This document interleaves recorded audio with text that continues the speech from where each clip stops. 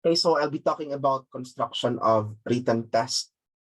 So this means that there are different types of assessment, but our focus for this is how to write test, no, or examinations. And our goal for this is for you to be able to identify the appropriate test format to measure your learning outcomes, and then to apply the general guidelines in constructing the test for different test formats. So first, we will be talking about the different types of the examination. So we would like to go back to the question, why do we want to have quality assessment? Your quality assessment is considered to be integral part of the learner's learning. Okay, obviously, it will be able to measure your learning and inform what needs to be learned and to what extent do you need to learn them. So when we are making assessment, we always need to make sure that it will be able to reflect the actual performance of our student and the actual knowledge of our students. That's why when we are making assessments, you are being reminded that we are not supposed to make it very easy. We're not supposed to make it very difficult.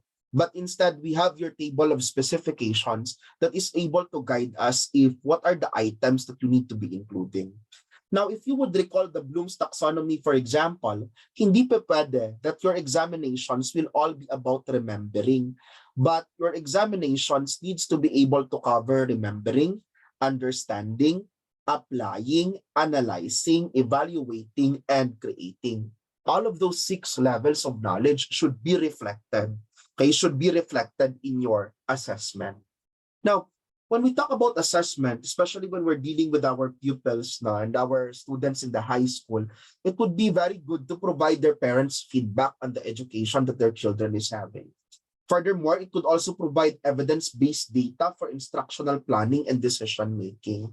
Oftentimes, if we can notice that there are problems on the performance of the students, if you are in the school administration, you also use it as a basis to determine in what field does your teacher need to be improved.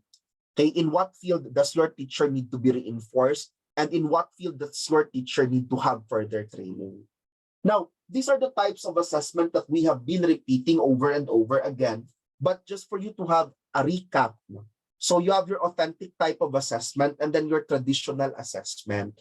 When we talk about written assessment, most of your written assessments are considered to be a traditional type. Most of your assessments or written assessments are considered to be of the traditional type. But when we talk about authentic or performance-based assessment, di ba parang ito yung pinaglalaban natin? Parang ito yung like ng lahat. Parang pag sinabing authentic assessment, uy, very nice, that's authentic assessment. Di ba? When we say authentic assessment, we would usually say it is what we advocate for because your authentic assessment is more appropriate and then your authentic assessment would assess higher level thinking skills. So although the question is although this question might be benign, but if you will be asked what is better, is it your authentic assessment or your traditional assessment? We are inclined to answer that it is the authentic assessment that is considered better. However, we could not do away with traditional assessment because when you talk about traditional assessment, your traditional assessment is actually considered appropriate and efficient for some types of your learning targets, especially when we are handling large classes. If you would look at our case here, for example, you're having 20 pupils, you're having 30, you're having 40 students. Oftentimes, oftentimes the best way for you to do the assessment is for you to have traditional in combination with performance-based. Hindi mo naman pwedeng gawin na for the entire semester, you will be all about performance-based assessment, especially if you're handling students in the elementary and secondary level. Now, what's one advantage of your traditional assessment? It's considered to be reliable and actually exhibit excellent content and construct validity. So you kindly write it down and emphasize that your traditional assessment has a very good reliability and exhibit excellent content and construct validity. That's one of its main advantages. Now, what are your guidelines for choosing the test format? Di ba nakapakarami ng test format? No? There are a lot of test format. May multiple choice, may matching type, may identification, meron ding enumeration. So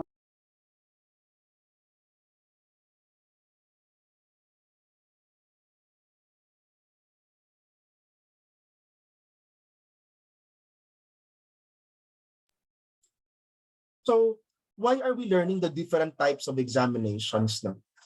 The bottom line is that not every test is considered universally valid for every type of learning outcome.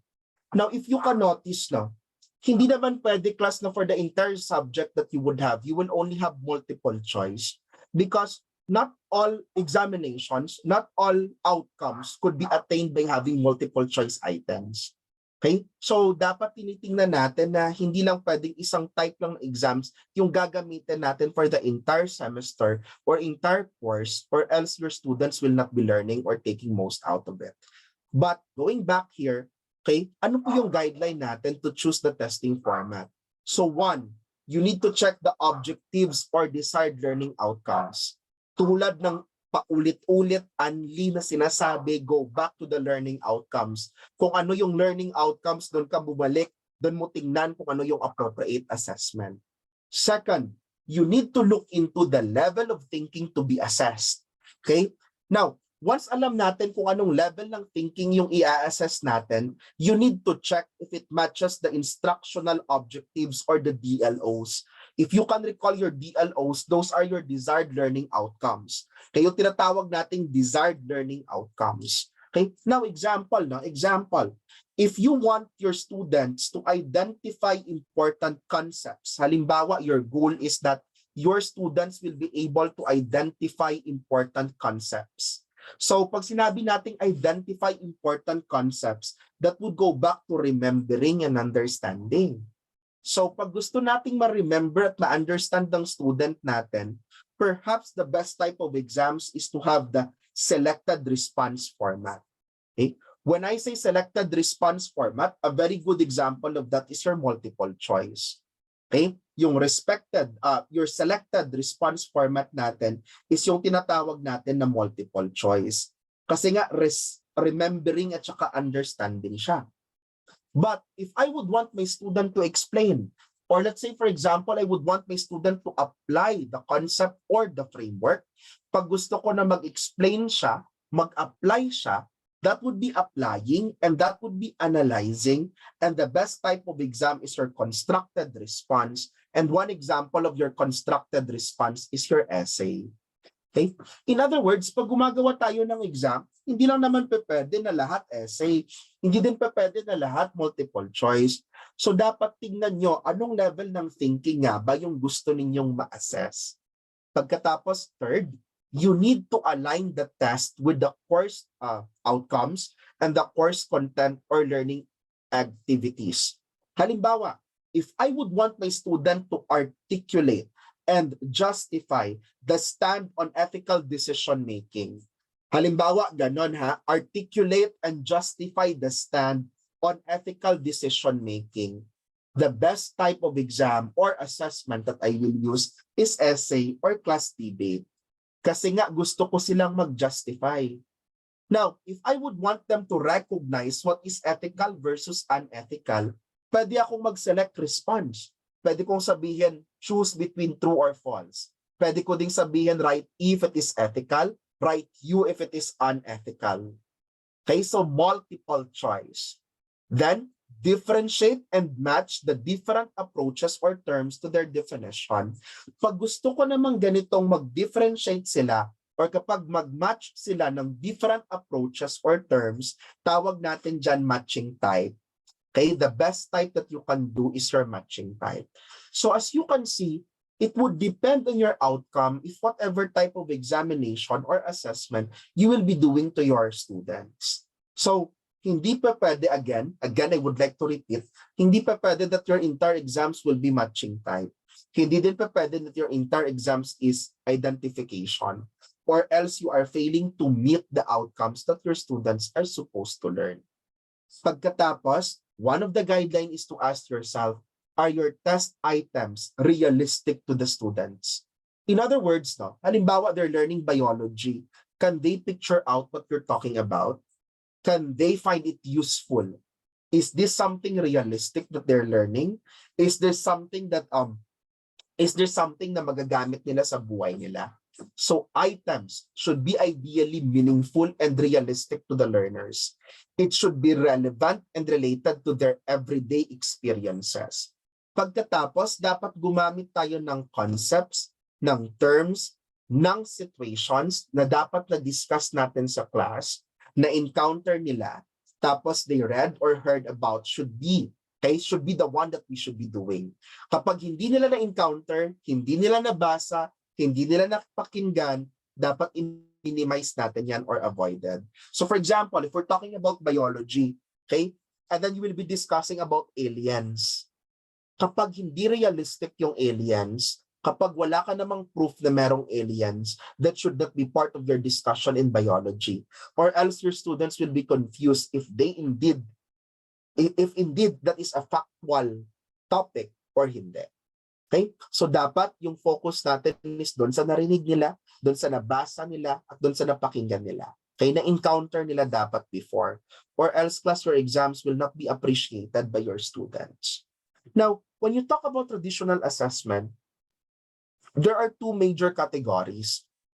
And the two major categories of your traditional assessment is your selected response type and then your constructed response type. So, look at the words itself. Pag sinabi nating selected response type, ibig sabihin, namili siya ng response. Pag sinabi ko namang constructed response type, ibig sabihin, gagawa siya ng response. As in, magko-construct siya ng response. Okay?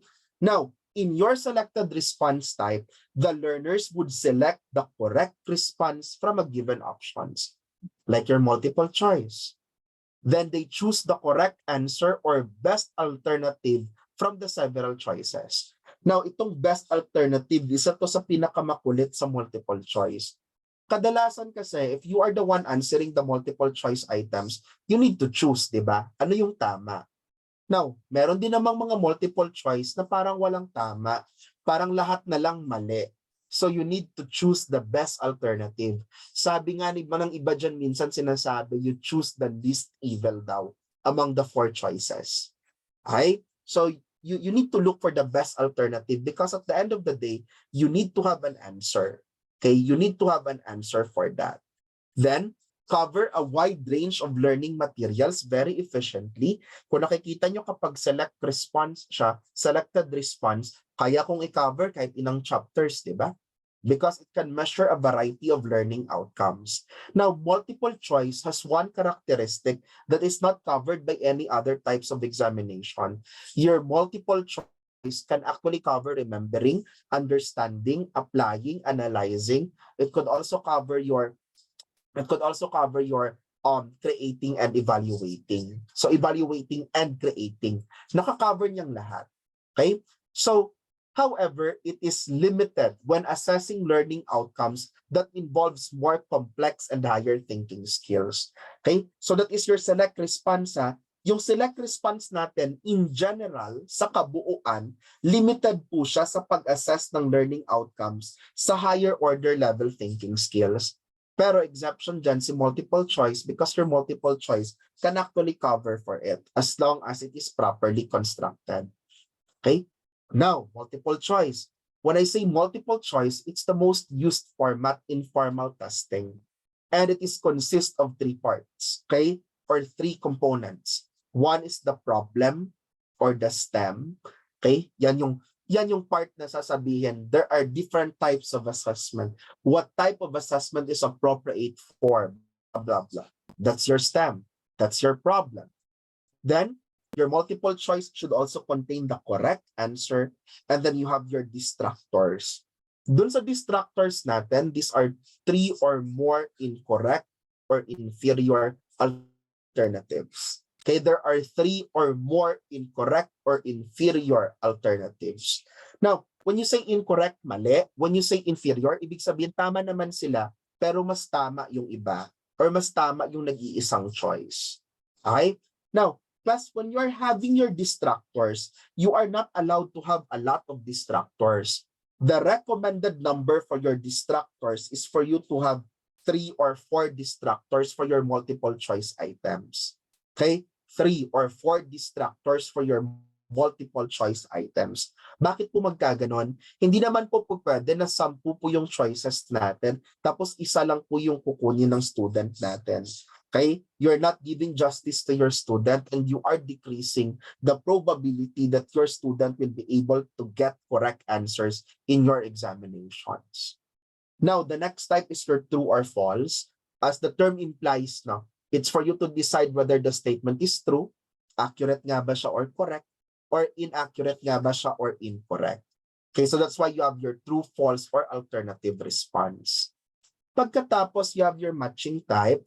For your matching type, these are two sets of items to be matched with each other based on a specific attribute.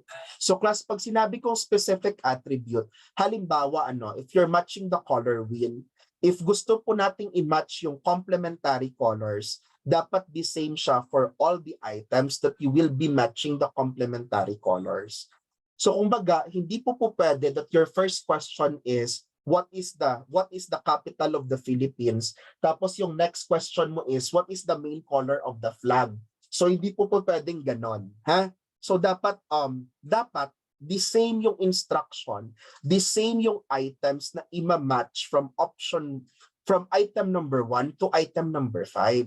Because your goal as an educator is not to confuse your students. Okay? Hindi nyo goal na i-confuse yung student nyo. So hindi pa pwede, for example, question number 1 sa matching type, national costume of the Philippines. Tapos number 2, nakalagay naman sa number 2, national color of Indonesia.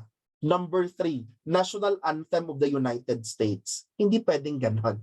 Okay, so dapat may something in common sila so that they will not be confused if ano po yung dapat nilang isagot. Okay? So again, for your selected response type, these are the 3. You have your multiple choice, you have your true or false response, and then you have your matching type. Now, for your constructed response type,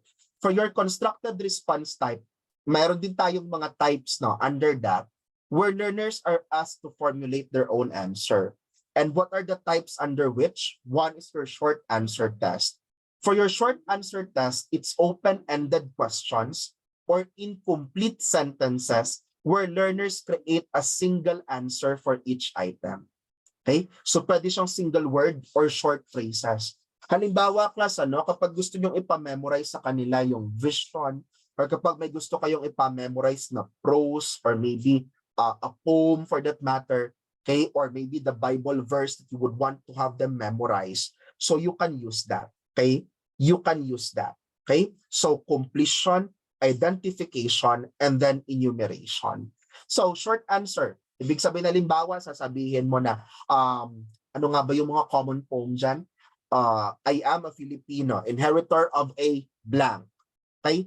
So glorious past, halimbawa. So that is completion. If you would want to say, who is the author of I am the if you would want to say the author of I am the Filipino, then that's identification. If you would want them to enumerate examples of legends in the Philippine setting, that's enumeration. Okay, that's enumeration. Now, essay. Pag sinabi naman nating essay, may problem at may question that require learners to compose or construct written responses. Okay? An effective way, by the way, to manage your essay is to manage also the number of students. Okay? So, anong tawag natin dyan? So that you can manage the items also that you will be checking.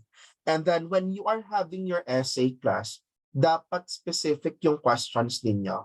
And then for your essay, dapat kayong teacher open-minded din to accept the responses of your students. Halimbawa, pag pinapa-explain mo yung student na explain the political view in the Philippines.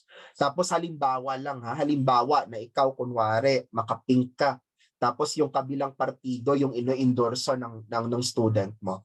Okay? Do not be biased. If your question is asking about the political situation of the Philippines, you should be able to score, you should be able to absorb the responses of your students the way it should be.